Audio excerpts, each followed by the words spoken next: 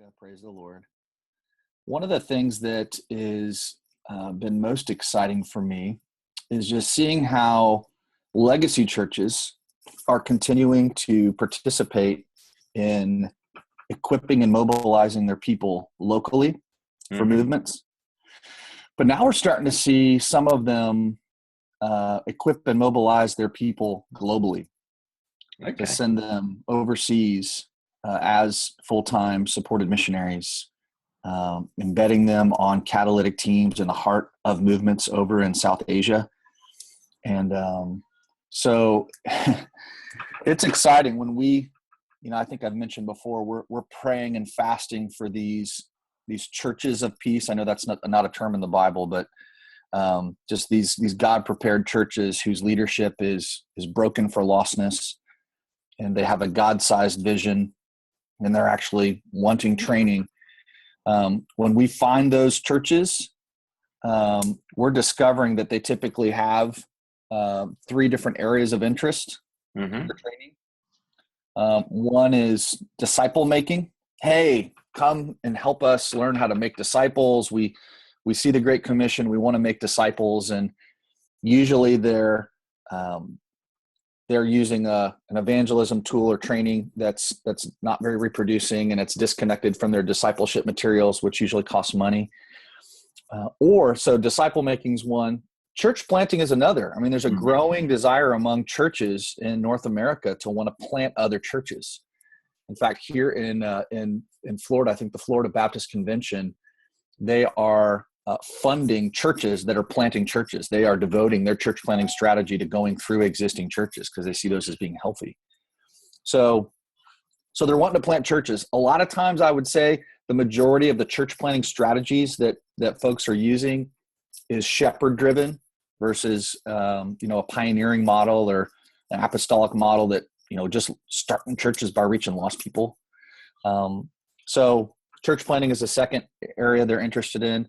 Well, the third area is they're wanting to mobilize missionaries from their church. Hey, we've got a vision to mobilize, 50 units over to India in the next 10 years. So what we believe our role then is, we want to pray for those churches and those leaders. We want to serve them through training and coaching, but we're going to go at their pace. So if they're saying, hey, come in and we want to do disciple making. All right, we're going to come in and we're going to train you in disciple making. Because we believe that if they start obeying Jesus in their disciple making, it grows their vision for then church planning and missions mobilization. Because we see when you look at the scriptures in Acts, it's disciple making leads to church planning, which leads Acts 13 to missions mobilization. So we want to serve them at their pace. And then the last thing we want to do is learn from what God's doing from them and apply it to, other people that we're serving. And the entry point of contact with these churches typically is the 3 touches, which we've talked about before. 3 touches of training.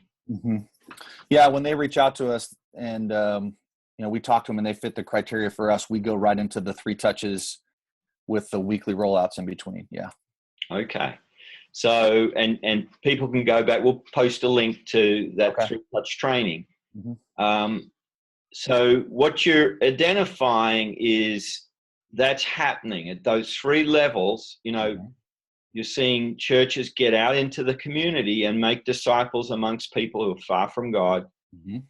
You're helping them plant churches. And then thirdly, you're seeing that some of these churches that you're training are gearing up for missions, cross-cultural overseas missions mobilization. That's right.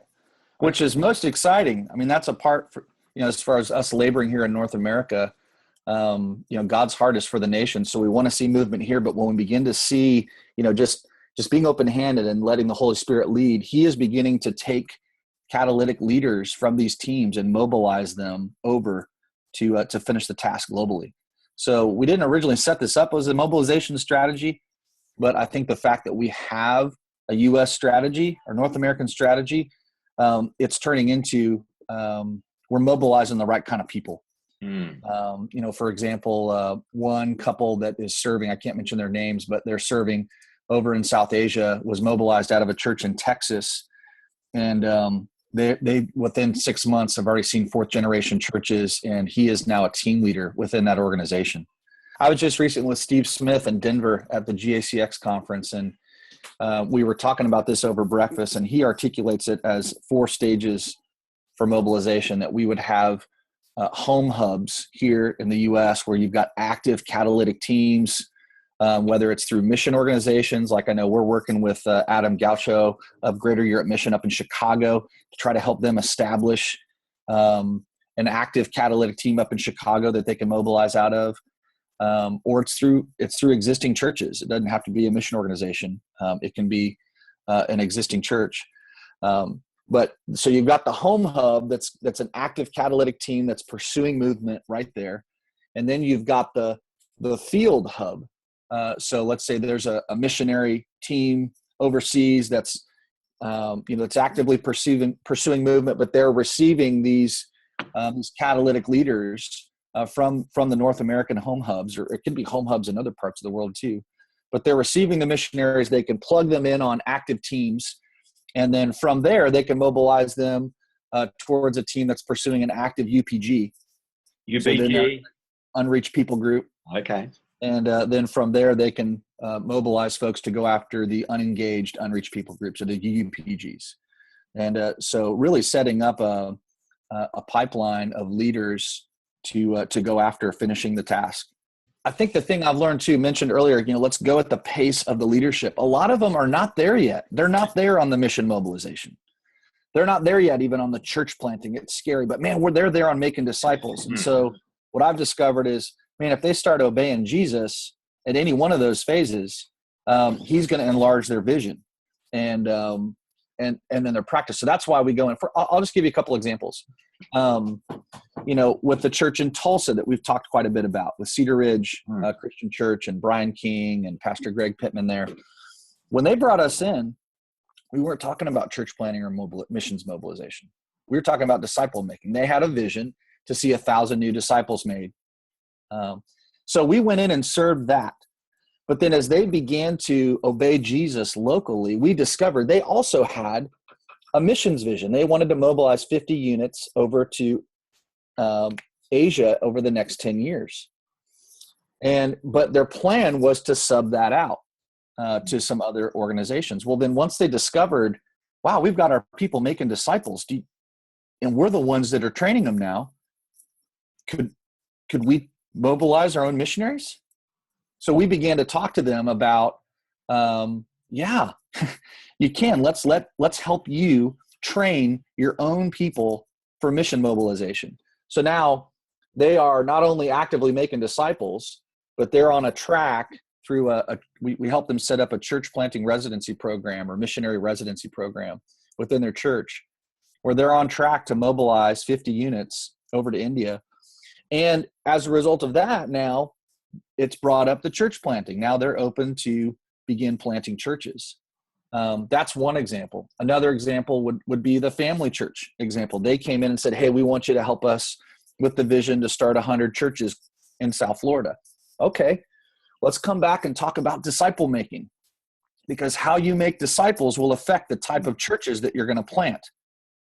And so as we began to go, they already had the 3 circles tool, but we helped them with, thinking through a 4 fields process and commands of Christ. So, discipleship tools. So, and they already had a church planter residency, but now this 4 fields process with some reproducing tools is plugged into, not only are they training all their all the believers in their church to make disciples and have seen some radical fruit, but it's impacting and affecting their church planter residency to where now they are planting what they call seed churches, which have 0 budget, 0 building, bivocational leadership. And they're actually, believe it or not, Steve, this is going to blow your mind, they are starting churches by reaching lost people with the gospel. And what's even more exciting is, 2.5 years ago, they didn't have a missions department. Now they've got a pastor over missions, and they're actively pursuing unreached people groups. So, they had the heart for church planting, but man, they went back to disciple making. It changed how they planted churches. Now they're going after unreached people groups, because that's God's heart, isn't it? And And yes, it is. And they're being energized, not by your infectious personality, or not just by your. They're being energized because they're seeing God at work. Because I've often felt that one of the reasons why the whole vision thing can be such a empty process to come up with a vision is people aren't engaged in a way where they see God actively engaged in changing lives. As that happens, they're beginning to broaden the vision rather than just you've got a program you're pushing them down the corridor for. Yeah, for them, in their case, once they started to roll out the disciple-making training, their baptisms from the previous year tripled in 6 months. They had multiple streams of seventh-generation disciples. And I think they're up over 800 baptisms in the last 2.5 years now. And 100% of them are people making disciples in the community. So yeah, so the fruit sold them. It wasn't like, oh, that's a cool package process. It was they saw their people actively engaged. And I think it's just the beginning. I think it just for anyone listening who's got responsibility for a legacy church, that the first goal ought to be, can we see some fruit in the harvest of disciples? Can we see God's activity around us? That's going to unfreeze everybody for a greater vision. You don't have to start with the grand strategy. You can actually start with, well, let's go find someone far from God and share with them. That's good. Is that what you're saying? Absolutely. Absolutely. But then it leads on to a great commission vision. That's right. That's right. Now, you mentioned a little bit before the whole residency thing. What's that looking like? Tell us a bit more about that. Yeah. Well, I mean, we believe when we look at the scriptures and we see Ephesians 4, that God's given some to be apostles, prophets, evangelists, shepherds, and teachers. And, I think the fifth gift was bloggers and authors. Yeah. That's a sixth one. Yeah. Bloggers and authors. Yeah. We call them the BAs. Yeah. Bloggers and authors. They're important. And it's an equipping gift. So, you're living that out. But, we would separate them out. We disagree with ourselves when we say this, but just kind of simplifies things. We've got your apes and your STs, your pioneers and your shepherd sustainers. And those are supposed to be equipping gifts. Well, what we've seen is that there are apes in every church. There are pioneers in every church, but a lot of them, they're not involved in ministry. Because the majority of leadership is shepherd leadership. And they have a tendency to be a little bit antagonistic with shepherds, and they're very driven towards new people, new places. They want to engage the lost. And the other thing I think is a lot of them, you don't know that they're who the apes are because they haven't been obeying Jesus in that way. They haven't been in the harvest. And so when we come in with these trainings, it actually activates the apes. And then you've got to know what to do with them because they can be very disruptive. One example, the organization I serve with, E3 Partners, one of the gals from HR department, she's like, man, you guys are bringing a ton of people on staff here going after movement. I want to see what you're doing. So she came to one of our trainings, and she and her husband, Evan, came to a 4-day training in South Florida, and we had planned to, for our time, we go out in the harvest. And they were like, it's not really our style. They were going to try to get out of it. They told me that later. But they went out in the harvest. And, Tony, a guy from the Canadian team, went out and modeled in the harvest for them first. So they saw it, modeled, and then Evan gave it a try. And it was like something in him changed. It was like a switch was turned on. And he began to, right there on the spot, go and share the gospel. It even got to a point where we were like, hey, it's time to go. He stops a guy on his bicycle and draws the 3 circles on his wife's, uses his wife's back as like a board. He draws the 3 circles. And I'm thinking, oh my gosh, here we have a guy that was trying to avoid. Now he's stopping people on bicycles. We've just discovered an evangelist. And in fact, he's just discovered. That's right. He didn't know. The amazing thing to me. That's right. He didn't know he was an evangelist until God pushed him, gave him a nudge. That's right. He got the tools. He got it in the harvest, and it was like it activated him. So, and then I spoke to her a couple months ago, and so here we are, 8 months, 7 months after that, and he's still actively sharing the gospel. She said, when we go out on dates and different things, she's like, I got to add an hour to our time because he will not stop sharing the gospel with people. Well, imagine that guy going back to his small group.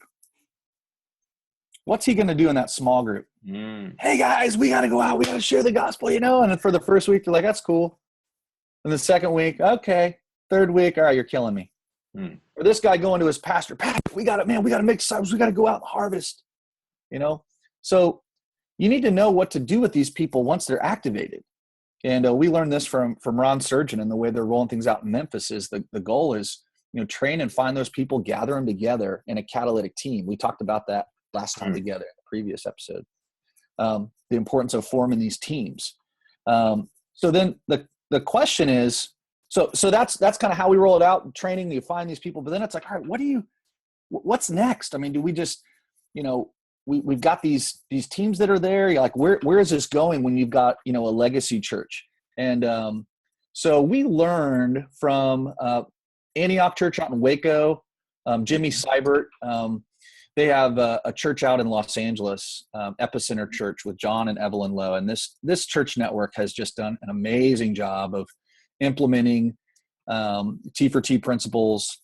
And but one of the things they do really well is they train and mobilize missionaries out of these churches. It's like every single church, their vision is to mobilize a certain percentage of people out of their church to the mission field.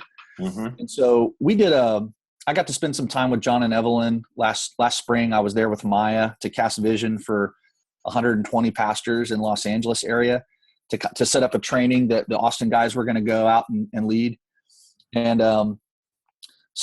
but I learned from John and Evelyn about this residency program that they had where they're training and mobilizing their own people for global missions. And so we just, brought John in. We wanted to learn from him. And he began to share essentially, if you've got a vision and you've got a simple plan or process, he's like, you just need to do it. Don't try to start it off perfect. You can work through all the details. He said, you just need to do it. And one of the guys on the call was a guy named Justin White, he's the strategy leader for Raleigh. He's the NoPlaceLeft guy that's there in Raleigh. And so Justin, he really believed that was something God wanted him to do. So he began to pioneer it through his local church there. And he's closely connected with Dr. George Robinson, who is definitely a movement guy there at Southeastern. And he and I, Justin and I we hammered it out over Denny's one time at like 4 a.m. about what would this look like. And what we came up with was not rocket science. It was really simple. It's like, well, what are we already doing? Yeah. Let's not change this. What are we doing? And then just, call it a residency. So the what we do, it's what we're already doing. We're meeting weekly for Team Church. We're meeting weekly to go out in the harvest. And we're setting aside a weekly time for these people to train others because we need to see that they can train. So that's the weekly rhythm of the residency. We're asking for 7 hours, a 7-hour commitment each week, that they have a weekly 3/3 gathering. We're calling it where it's church. They're calling it Team Church or Timothy Church. But, hey, this is a church gathering, so that they're learning everything within the context of a 3/3 gathering that has the authority to be church. And we've added on to there a time of intense accountability. You've heard of A teams or chat groups. I think Curtis Sargent calls them. So we're using questions to kind of press into their personal holiness and growth. So that's that's a 3-hour time each week. The second thing is they're supposed to gather weekly with some leaders that they are passing on whatever they've learned in the Team Church time. They're supposed to gather some people together to train those folks and this is typically gathering some existing Christians together. We need to see that they can train people. And then, so they're just passing on. And then, so the people in the residency will go with them. So they'll assist and watch what they're doing as they're training others. And then the third section of time, a 2-hour time block in the harvest every week. So then they go out in the harvest together, they model, assist, and watch them out in the harvest so that they can begin to make their own disciples and form their own churches out in the harvest. So that's a weekly rhythm. Now, we're not saying, they obviously can train more than 2 hours a week. They can be in the harvest more than 2 hours a week, but these are bivocational people. So we're saying if you've got this time blocked out in your schedule every week that's protected, then we know that there's time and room for God to move through their obedience in those times. It's not going to be because time is not preventing them from obeying. So 3 commitments. One is the team church, which involves training. The other is to be in the harvest, taking others into the harvest. The third thing is to be training and mobilizing others. So they make those minimum commitments. And I'd imagine when they're in the harvest, when they find a house of peace, then their time goes into, now, how do we make disciples here and mobilize them? That's exactly right. Time they back off searching for the house of peace because they've found one.